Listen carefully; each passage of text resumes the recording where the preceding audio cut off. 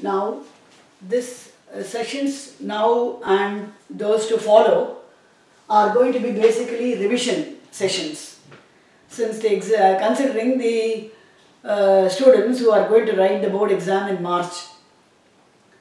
So I have presently stopped the detailed discussions of transistors, and I am passing on to revisionary exercises since we are running short of time. Now the first revision sessions, it will be a comprehensive revision. It will not be so elaborate as what the teachers do in class when they originally introduce you to the concept, but it will be based on whatever you have assimilated throughout the year. It is a revision session, CBSE board exam standard 12. And today we are going to, the first session will start with electrostatics. Maybe it may take some 2 or 3 sessions of the electrostatics, and after that will be followed by current electricity and so on. Now the first, when they start their revision, students should have a checklist of units of study as done throughout the year with a pinpoint explanation for the subunits. Of course, I am not just giving the checklist alone, but I am giving some flashback points or pinpoint explanations for the subunits. Now, what is the process of charging? First of all, the students, we studied what is the process of charging. It is the removal of electrons from neutral atoms of a body or addition of electrons to the neutral atoms of the body. So, a body as such has atoms which are neutral because the number of positive charges is equal to the number of electrons in the orbits. The positive charges come from protons inside the nucleus and negative charges come from the electrons orbiting around the nucleus. We all know that the orbiting electrons are negatively charged, that is the assumption all of us have made, and the inner protons are positively charged. This is the universal assumption we take our study onward with. Now, process of charging, what is the meaning of charging? It is you either make the neutral atom into a charged atom by either removing the electrons from the orbits or adding electrons to its already existing orbits. The protons are not disturbed by this process of charging. The proton number remains the same, that is Z, which is an atomic number. So number of protons remains the same, and that is also equal to number of electrons in an uncharged body or a neutral atom.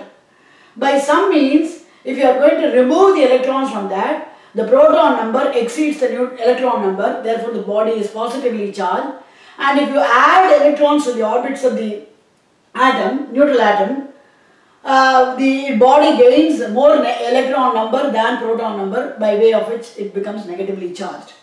Thus, the process of charging is removal of electrons from the neutral atoms of a body or addition of electrons to the neutral atoms of the body.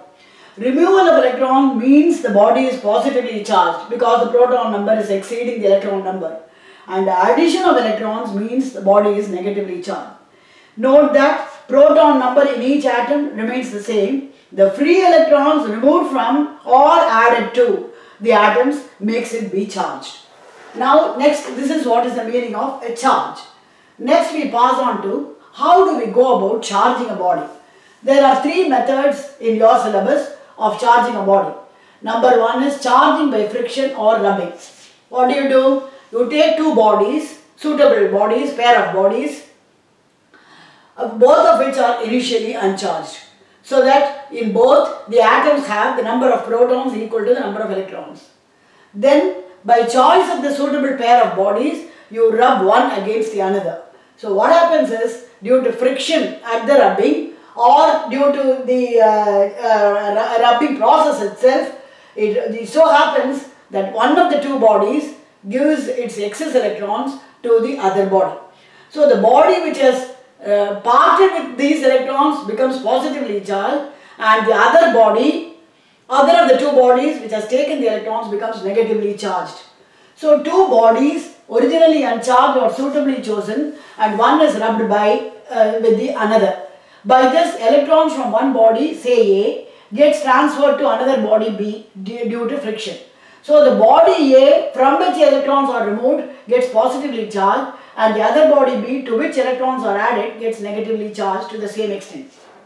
Example, glass rod rubbed with silk glass rod body A loses its electrons, silk cloth body B gains the electrons. So glass rod gets positively charged and silk cloth gets negatively charged to the same extent. Similarly, when an ebonite rod B gets rubbed with fur or cat skin, ebonite rod B gets rubbed with fur or cat skin, which is body A. Electrons are removed from fur and added to the atoms of the ebonite rod.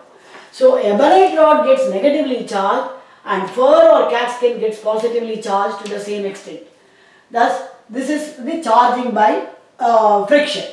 The second method is charging by contact. Here, one of the two bodies A and B is initially uncharged while the other body is charged. Say B is uncharged initially and let A be positively charged initially. Say with Q coulombs of charge. What is the meaning of this coulomb? We will come to later in our revision. By contact or conduction, part of Q flows to B and say Q dash coulombs flows to B and remaining part Q minus Q dash is retained on A.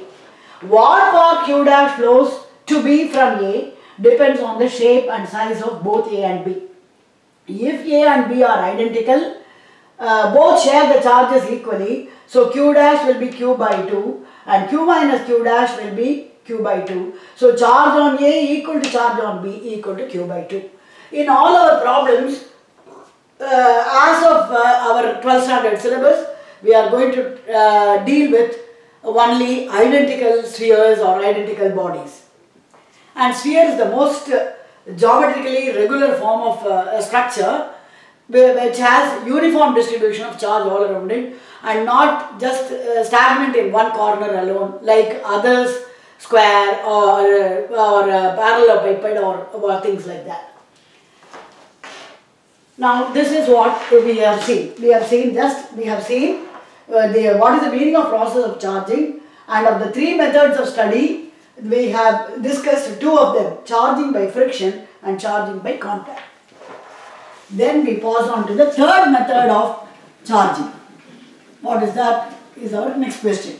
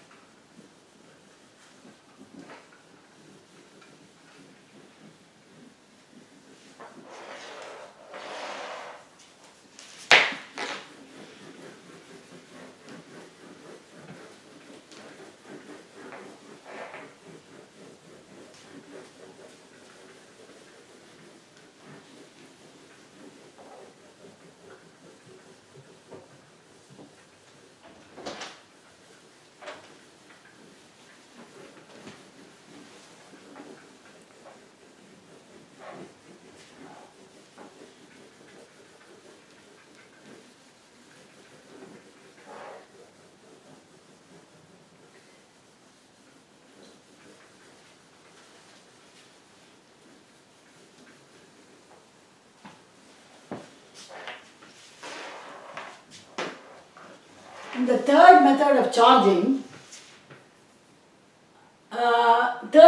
charging is called as electrostatic induction. What do we do here? We take, first of all, what is the meaning of electrostatic induction? So when a charged body AB say positively charged, is brought near another uncharged body CD, close to but out of contact with AB. The nearer end of the CD, which is C, is nearer to the charged body. The nearer end of CD gets oppositely charged and the farther end D gets the same charge as the charger. This is what is called as electrostatic induction. Why does it happen? Very brief, fast, I will tell you how it happens. If the body is positively charged, it means it is wanting in electrons. It has lost its electrons elsewhere and hence it has been positively charged. So it is wanting in electrons. So it calls for electrons to come to its neighborhood. So the electrons from the end D of CD rush towards C, but they do not know that they cannot cross over because of air being an insulator and go here. So there is an accumulation of electrons here and a dearth of electrons at D. This accumulation of electrons at C gives temporarily a negative charge to the nearer end and a positive charge to the other end, as an opposite charge to the nearer end and a same charge as the opposite end. Same way, if you have AB which is negatively charged and you have bring another body CD which close to it but it is initially uncharged, this because this is electron, it is full of electrons or having excess electrons, it will repel the electrons in accordance with Coulomb's law of repulsion of like charges, and so the electrons will travel from C to D. Therefore there will be electrons here and positive charges, dearth of electrons here. So the nearer end gets the opposite charge and the farther end gets the same charge as the charger. This is basically electrostatic induction. Now here the another point that you should know is Earth is an ocean of positive and negative charges, and it is an infinite ocean, and therefore any number of electrons taken from the Earth or any number of electrons drained to the Earth will not change the already existing infinite positive and negative charge of the Earth. Now, to charge a body positively or negatively by induction, you take, supposing you want to charge a body negatively by induction, you take a positive charge here, AB, and CD which is to be charged and it is initially uncharged here like this. The first step will be A gets negatively charged, C gets negatively charged and D gets positively charged, which already explained. Bring CD close to AB. By this C is negatively charged and D is positively charged.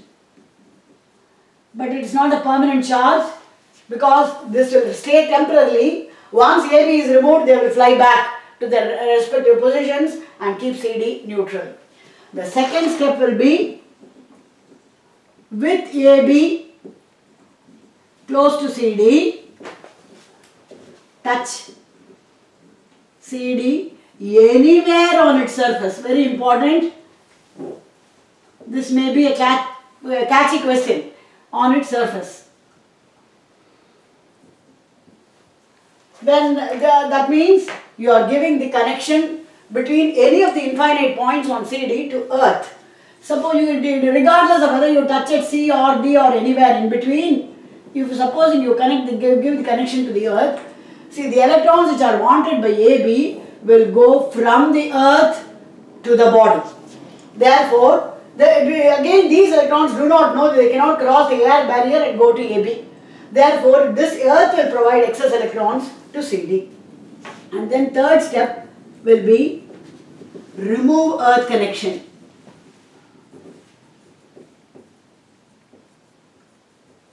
By which the electrons, whatever electrons have flown from the Earth to the body, cannot fly back to the Earth because you have severed the Earth connection. With AB close to CD continuing to be as it is. And then fourth step will be remove AB. What will happen? The excess electrons that have flown from Earth to the CD will redistribute on the surface of AB.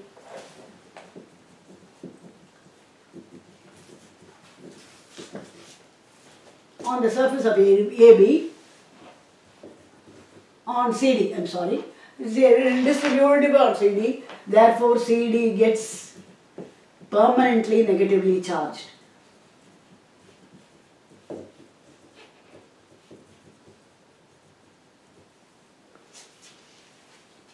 This is the thing. The charge on AB remains the same as it is not changing. So one may wonder if CD is going to be newly negatively charged, the total charge is not conserved. We should remember that Earth is one of the three bodies in the system. So whatever has come to CD has only been deprived of the Earth, and therefore as far as the system is concerned, the total charge remains the same. Even if AB has not lost its electrons or not gained electrons on its own self. This is the thing. Same way, now remember, if CD is to be negatively charged permanently, the choice of the AB should be positively charged body. Same way, if you want CD to be permanently positively charged, you have to choose a negatively charged body as the inducer. And that's it for the third method.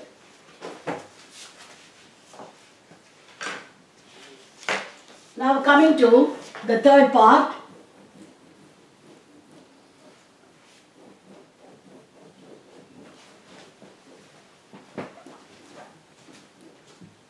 So we have seen the three methods of charging. In the third method, I'll revise once again. So like this. The third method is electrostatic induction. When a body AB is, charged body AB is brought close to another initially uncharged body CD is brought close to it, but out of contact with it with an air gap in between. In contact or conduction, we had the two bodies touching each other with no air space. Here there is an air space, which is an insulating medium. The nearer end gets the opposite charge and the farther end gets the same charge as the inducer. This is the property of electrostatic induction. Now, to charge a body permanently with a positive or negative charge, we make use of Earth as a third body. So, you take a positively charged inducer to charge a body CD negatively permanently by induction. So, you take a positively charged body AB close to but out of contact with the initially uncharged body CD. Step 1. By which C gets negatively charged and D gets positively charged. The second step, with AB close to CD, touch CD anywhere on its surface, either at D or at C or anywhere in between, it matters not. They may ask in one more question, what will happen if I touch at C? What will happen if I touch at D? What will happen if I touch at an intermediate point E? Your answer should be, regardless of where I touch on CD, electrons will go from the Earth to CD. That's the very important thing. That's why I underlined this anywhere. The third step will be remove the first and the second step is what I explained. The third step will be remove the Earth connection. You remove the Earth connection whereby gone electrons from the Earth to the body are exactly permanently deposited on CD. But of course AB should be continuing to be there when you are separating the Earth connection. The fourth step will be, after you have done this, remove AB from the picture. So whatever electrons, excess electrons have gone from the Earth to the body will get redistributed on CD surface, leaving CD with a permanent negative charge. Similarly, if you take if you want to charge CD positively by induction, you take a negative charge AB as inducer. So what will happen is, because it is a negatively charged, the C will be positively charged and D will be negatively charged. You should remember that this is driving away the electrons. So now you give Earth connection to the body CD, in this case with AB being negatively charged, the electrons will flow from CD to Earth. I will draw the figure for that so that it becomes clear. So, supposing you want to charge the body positively by induction, CD has to be positively charged. You choose a negatively charged AB as the inducer. So, what happens is, as step 1 will be C will get a positive charge and D will get a negative charge. C gets positively charged and D gets negatively charged. Step 2, with AB close to CD, touch CD anywhere again on its surface.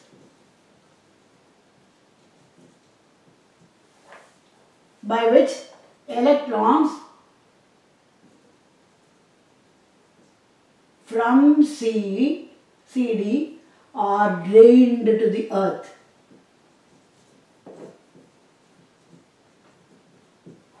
So when you give the earth connection, the electrons will glow like this from CD to earth. Now third step will be remove earth connections.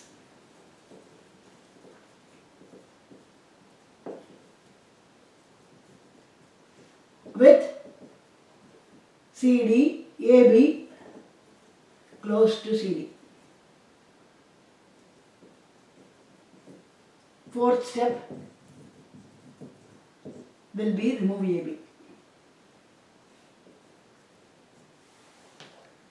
So, by way of having lost the electron, CD will be positively charged, and so the positive charge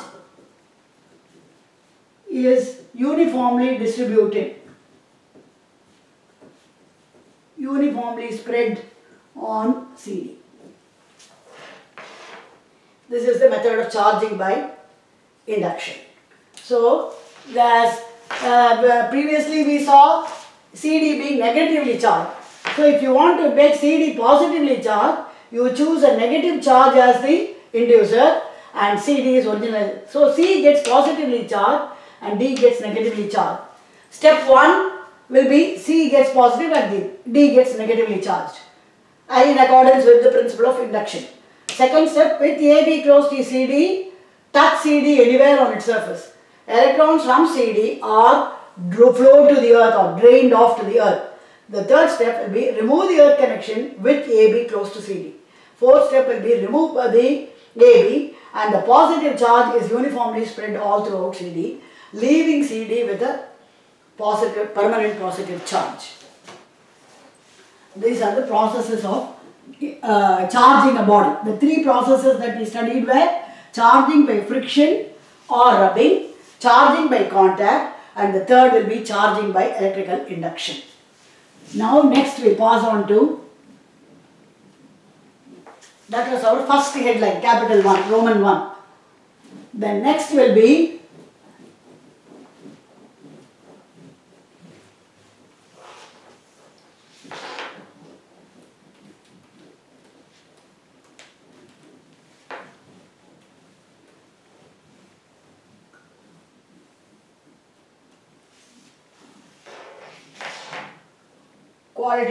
quantitative study. Next we pass on to quantitative study of effects due to charges.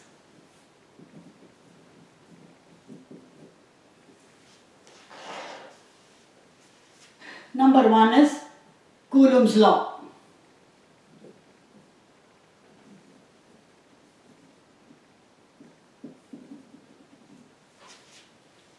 Which tells about there exists a, before we pass on to this, we have to tell about the properties of charges. Properties of charges.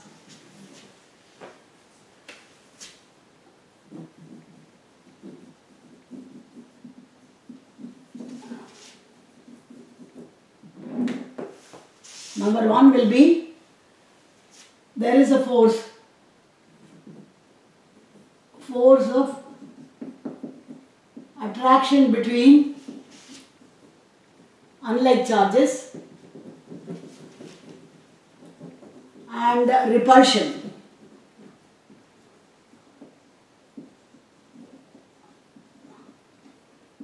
between like charges.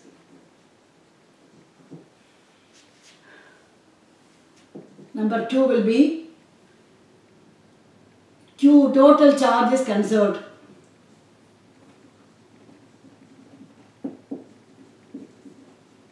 In a system.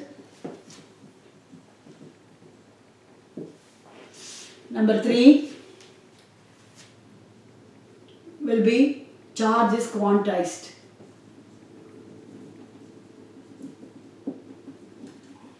So Q equal to plus or minus Ne, where N is an integer and E is magnitude of charge.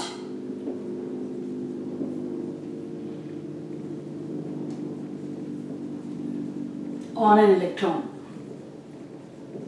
Since the electrons cannot be fractionated and transferred from one body to another, if at all a body has lost some, say 10,000 of its electrons, the total charge on it will be plus of 10,000 times charge on electron, which is 1.6 into 10 power minus 19. If a body has taken say 5,000 electrons from elsewhere, then the total charge on the body will be 5,000 times the charge on an electron. Therefore, charge on any body is an integral multiple of the basic charge on an electron. That body can be positive or negative, because if it has lost electrons, it will be positively charged. If it has gained the electrons, it will be negatively charged. These are the 10. And then the fourth point will be, which is only man-made assumption, it is a scientific imagination.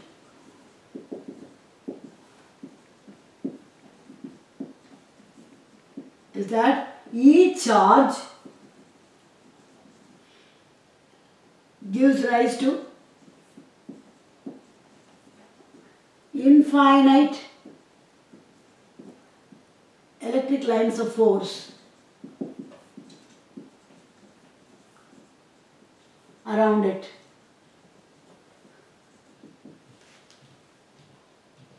Across all 4 pi steradian directions.